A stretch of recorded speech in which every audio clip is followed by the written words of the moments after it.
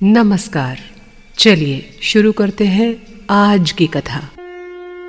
सुग्रीव के असहनीय सिंहनाद को सुनकर बाली पृथ्वी को कंपायमान करता हुआ बड़ी ही तीव्र गति से राजमहल से बाहर निकला। बाली को इस तरह निकलते देखकर तारा अत्यंत भयभीत होकर उससे बोली, हे कपीश्वर, यद्यपि आपका शत्रु न तो बल में आपसे अधिक है और न आप उससे किसी बात में कम है, तथापि इस समय मुझे आपका यूं अचानक घर से निकलना कुछ अच्छा नहीं लग रहा। अभी अभी आपके द्वारा भगाए जाने पर भी वो तुम्हें ललकार रहा है। इससे मेरा मन शंकित हो रहा है। प्रतीत होता है इसके पीछे कोई बहुत बड़ा कारण है। मेरा विचार है कि दूसरों की सहायता प्राप्त किए बिना सुग्रीव यहाँ नहीं आ सकता। उसे निश्चय ही कोई सहायक मिल गया है जिसके बलबूते पर वो इतना गरज रहा है। हे वीर, राजकुमार अंगद के मुख से मैंने जो बातें सुनी हैं वही बातें आपको बता रही हूँ। इसे विश्वस्त गुप्तचरों द्वारा ज्ञात हुआ कि इक्ष्वाकु कुल में उत्पन्न युद्ध में अजेय अयोध्याधिपति दशरथ के राम और लक्ष्मण नाम से प्रसिद्ध 2 पुत्र यहाँ आए हैं। सुग्रीव की अभीष्ट सिद्धि के लिए वे दोनों कटिबद्ध हुए हैं। उन दोनों में राम शत्रुओं का मर्दन करने में उठी हुई प्रलयाग्नि के समान है। वे साधु पुरुषों के लिए वृक्ष के समान आश्रयदाता और दीन दुखियों के एकमात्र सहारे हैं। उन महात्मा श्री राम से विरोध करना तुम्हें उचित नहीं। आप शीघ्र ही सुग्रीव को युवराज पद पर अभिषिक्त कर दो और उसके साथ वैर विरोध मत करो। मैं ये चाहती हूँ कि आपकी श्री राम के साथ मैत्री हो जाए। अंततः सुग्रीव आपका छोटा भाई है, उसका पालन पोषण आपको करना ही चाहिए। मुझे तो सारे संसार में सुग्रीव जैसा दूसरा भाई दिखाई नहीं देता। यदि आप मेरा कोई प्रिय कर्म करना चाहते हैं तो मैं जो प्रार्थना कर रही हूँ उसे स्वीकार कीजिए। जब तारा ने इस प्रकार की बातें कहीं तब बाली तारा की भर्त्सना करते हुए बोला, हे शोभने, गर्व सहित गर्जना करते हुए इस भाई की, जो कि मेरा शत्रु बन चुका है, ललकार को मैं कैसे सहन कर सकता हूँ।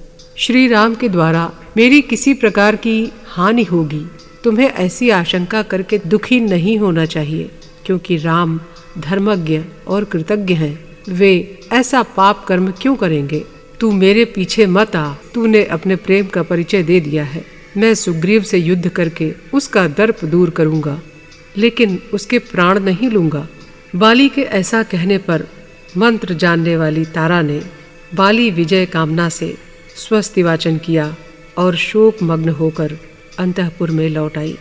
तत्पश्चात बाली नगर से बाहर निकल आया और उसने अग्नि के समान देदीप्यमान सुग्रीव को देखा। पराक्रमी बाली कमर कसकर और घूंसा तानकर युद्ध की कामना से सुग्रीव की ओर चल पड़ा। भयंकर बल विक्रमशाली गरुड़ के समान वेगवान और विशाल काय बाली और सुग्रीव ऐसे लड़ने लगे जैसे आकाश में चंद्र और सूर्य लड़ रहे हों। बारंबार घूंसों, लातों और जांघों के प्रहार करते हुए उन दोनों का वो युद्ध वैसा ही घोर हुआ जैसे इंद्र और वृत्रासुर का हुआ था। जब श्री राम ने देखा कि सुग्रीव का पराक्रम घट जाने के कारण वो बार बार इधर उधर ताक रहा है, तब श्री राम ने सुग्रीव को दुखी देखकर अपने धनुष पर एक बाण का संधान करके उसे चढ़ाया। वज्र के समान भयंकर शब्द करने वाला वो बाण बाली के हृदय को लक्ष्य करके छोड़ दिया। बल वीर्य से समन्वित और महातेजस्वी बाली श्री राम के मर्मांतक और अत्यंत वेग वाले बाण से आहत होकर धरती पर गिर पड़ा। युद्ध भूमि में बाली को ज्वाला रहित अग्नि के समान पड़े हुए देखकर महापराक्रमी राम और लक्ष्मण उसके समीप गए।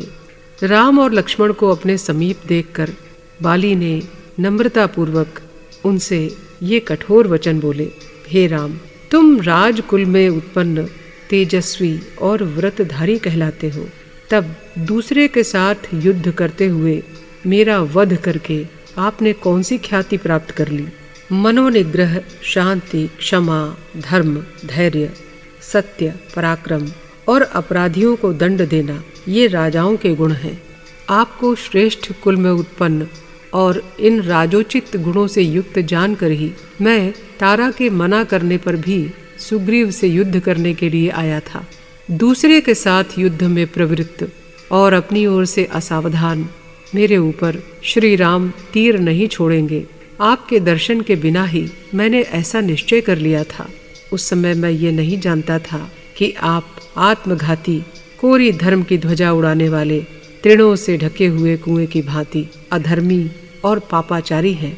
हे राम, मैंने आपके राष्ट्र या नगर में कोई बुरा कर्म नहीं किया। मैंने आपका कोई अपमान भी नहीं किया। फिर आपने मुझ निरपराधी को क्यों मारा? देखिए, राजा को मारने वाला, ब्राह्मण की हत्या करने वाला, गोघाती, चोर, प्राणियों की हिंसा में तत्पर, नास्तिक, बड़े भाई से पहले विवाह करने वाला, ये सब नरकगामी अधो योनियों में जाते हैं। इसमें कोई संदेह नहीं है। हे राम, यदि सुग्रीव को प्रसन्न करने के लिए तुमने मुझे मारा है, तो भी आपके द्वारा अधर्म पूर्वक मेरा मारा जाना अनुचित ही है।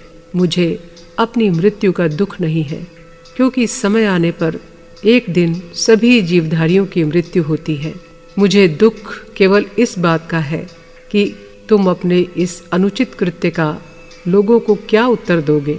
धर्म, अर्थ, गुण संपन्न वाक्यों द्वारा राम पर कड़ा प्रहार करने वाले वानर श्रेष्ठ बाली को उत्तर देते हुए श्री राम ने कहा, धर्म, अर्थ, काम और लौकिक आचार को जाने बिना ही तुम मूर्खतावश मेरी निंदा क्यों कर रहे हो?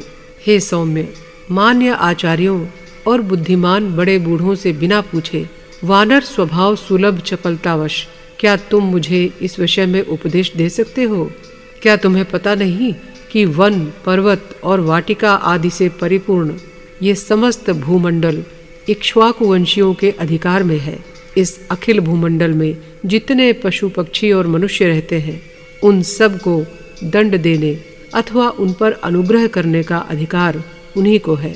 हम दोनों बंधु तथा अन्य अनेक राजा लोग भरत के धर्मानुकूल आदेश से धर्म वृद्धि की कामना से इस संपूर्ण पृथ्वी पर भ्रमण कर रहे हैं। अपने उत्कृष्ट धर्म मार्ग पर आरूढ़ रहने वाले हम लोग भरत की आज्ञा का पालन करते हुए धर्म विरुद्ध आचरण करने वाले लोगों को दंड दिया करते हैं।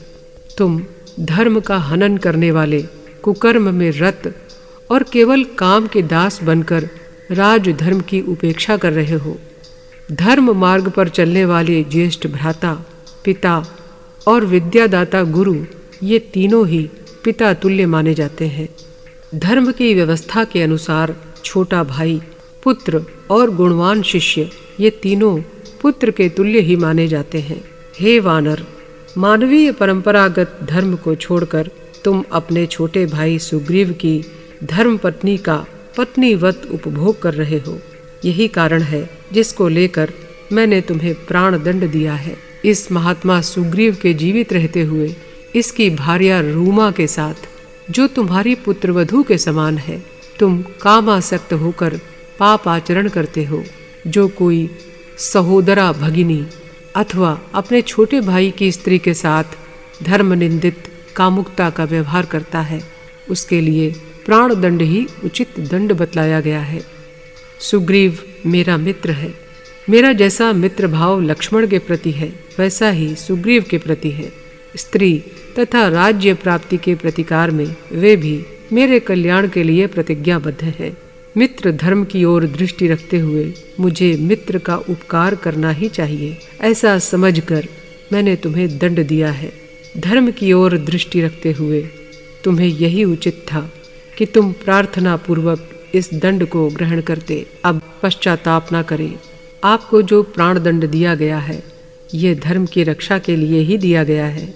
इस विषय में हम लोग स्वतंत्र नहीं हैं, अपितु धर्मशास्त्र के अधीन हैं। हे वानर राज, मैंने तुमको जो छिप कर मारा है, इसके लिए मेरे मन में न तो कोई संताप है और न कोई दुख ही है, क्योंकि अनेक शिकारी लोग जाल, फंदा और अनेक प्रकार के छल के द्वारा छिपकर या प्रत्यक्ष रूप से भागते हुए अथवा विश्वास पूर्वक बैठे हुए मृगों को पकड़ा ही करते हैं।